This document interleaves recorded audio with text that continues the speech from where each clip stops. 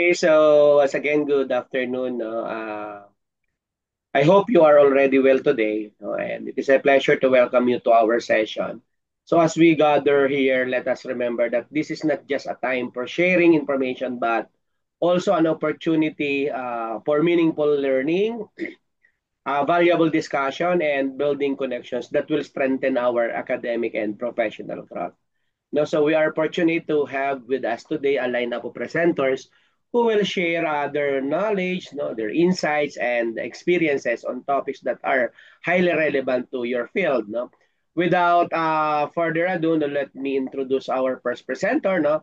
So the topic focus actually with risk management and security governance. And we need to accept the fact that in our interconnected and rapidly changing digital world, understanding how to manage risk and establish a strong governance is essential, not only for IT professionals, but for every leader and decision maker. No? And this topic will help us appreciate the value of proactive planning, securing our systems, and making responsible informed decision. And to start our session, let us all welcome Mr. Eliezer Brundial, who will talk with us no, through the key concepts, no, the principles, frameworks, and best practices in the risk management and security governance. Let's all give him our full attention and support. Go ahead. Okay po. Good afternoon po, everyone. I'm Eliezer Brunjal. I'm reporting about risk management and security governance.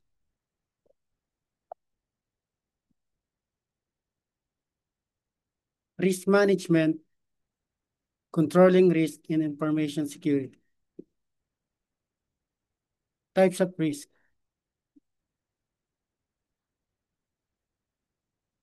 Ensure overall business and business assets are safe, protect against competitive advantage, compliance with laws and best business practices, maintain a good public reputation. Steps of a risk management plan. Identify risk. Dito natin aalamin o tukuyin kung ano ang mga panganib.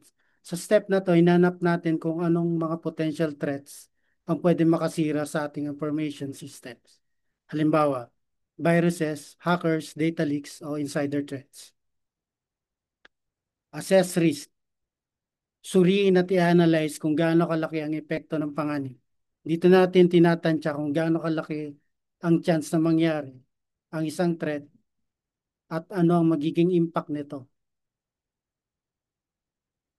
Control risk. Gumawa ng paraan para bawasan o alisin ang risk. Sa step na to, mag-i-implement tayo ng controls o countermeasures para maiwasan, mabawasan o matanggap ang risk. Pwedeng gumamit ng firewalls, encryption, training para sa staff, at iba pa.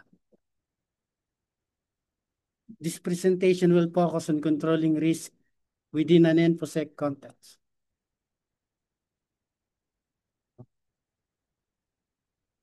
Risk identification. The steps to risk identifications are: identify your organization's information assets. Classify and categorize said assets into useful groups. Rank assets necessity to the organization. Below, this table is a simplified example of how a company may identify risk.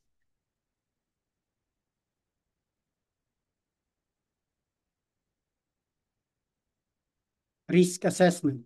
Identify threats and threats agents. Prioritize threats and threats agents. Assess vulnerabilities in current InfoSec plan. Determine risk of each threat. R equals P times V minus M plus U, where R equals risk, P equals probability of threat attack, V, value of information asset, M equals mitigation by current controls, U equals uncertainty of vulnerability. The table below combines elements of all this highly simplified format. Risk control. The steps to risk control are cost benefits analysis, which is composed of single loss expectancy, annualized rate of occurrence, annual loss expectancy, annual cost of the safeguard. Next is the feasibility analysis, organizational feasibility, operational feasibility, technical feasibility, and political feasibility. The last is risk control implementation.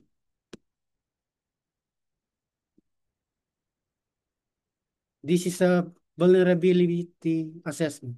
Single loss expectancy. There are three components. Expected monetary loss of each time a risk occurs, calculated by multiplying the asset value by exposure factor. Exposure factor, percentage of asset value likely to be destroyed by a particular risk. Next, vulnerability assessment. Annualized loss expectancy. Expected monetary loss over a 1-year period. Multiply SLE by annualized rate of occurrence. Annualized rate of occurrence, probability that a risk will occur in a particular year. It can be calculated by multiplying the annual rate of the occurrence by a single loss expectancy. Cost-benefit analysis. Determine what risk control strategies are cost-effective. Below are some common formulas used to calculate cost-benefit analysis. SLE equals AB times EF. AB equals asset value. EF equals exposure factor, percent of asset affected. ALE equals SLE times ARO. CBA equals ALE pre-control minus ALE post-control minus ASG. This is the table of cost-benefit analysis. Feasibility analysis. Composed of 4 things. Organizational. Does the plan correspond to the organization's objective? What is in it for the organization? Does it limit the organization's capability in any way? Next is operational. Will shareholders like users, managers, and etc. be able or willing to accept the plan? Is the system compatible with the new changes? Have the changes been communicated to the employees? Then, technical. Is the necessary technology owned or obtainable? Are our employees trained? And if not, can we afford to train them? Should we hire new employees? And last, the political analysis. Can NPOSEC acquire the necessary budget and approval to implement the plan? Is the budget required justifiable? Does InfoSec have to compete with other departments to acquire the desired budget? Risk control strategies. Defense, transferal, mitigation, and termination.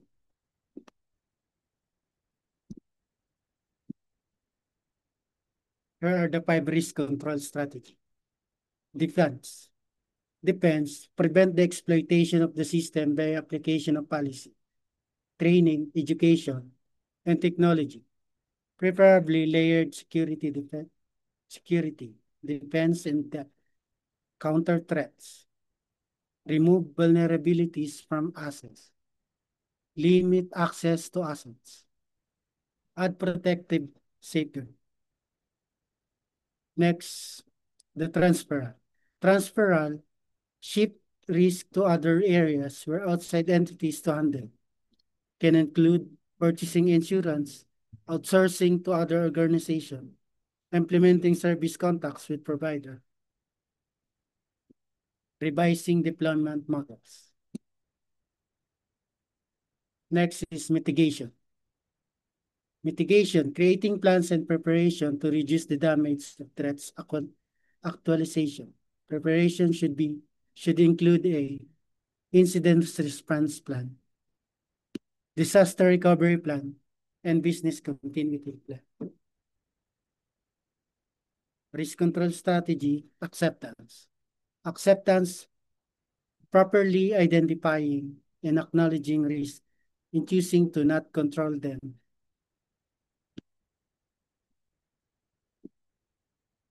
Appropriate when the cost to protect an asset or assets exceeds the cost to replace it or them. When the probability of risk is very low and the asset is low, priority. Otherwise, acceptance equals negligence. Risk control strategy. This is the last. Termination. Termination. Removing or discontinuing the information asset from the organization. Example includes equipment disposal, discontinuing a provided service, and firing an employee. Salamat po sa pakikinig. Yun lang po. Thank you.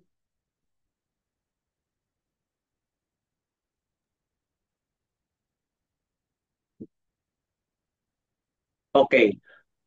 Thank you, Mr. Brondial, no, for that insightful presentation. To sum up the discussion, no, risk management is all about identifying potential threats, no, assessing their impact, and creating strategies to either avoid or mitigate them.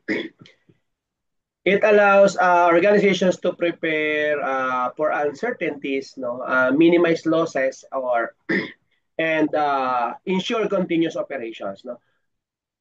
On the other hand, no, security governance refers to the policies, procedures, and structures that ensure information security aligns with the overall goals of the organization because it involves setting standards, defining rules and responsibilities, as our presenter mentioned, and establishing accountability to maintain system integrity and protect sensitive data. Some key takeaways actually from the discussion of Mr. Brundial is that risk management is not a one-time activity, it is an ongoing process. No? Security governance provides a clear direction and framework for protecting information assets because both require commitment from top management, syempre, and cooperation from all levels of the organization. These practices are essential in today's digital landscape where cybersecurity threats can cause significant damage if not merely or if not properly managed. No?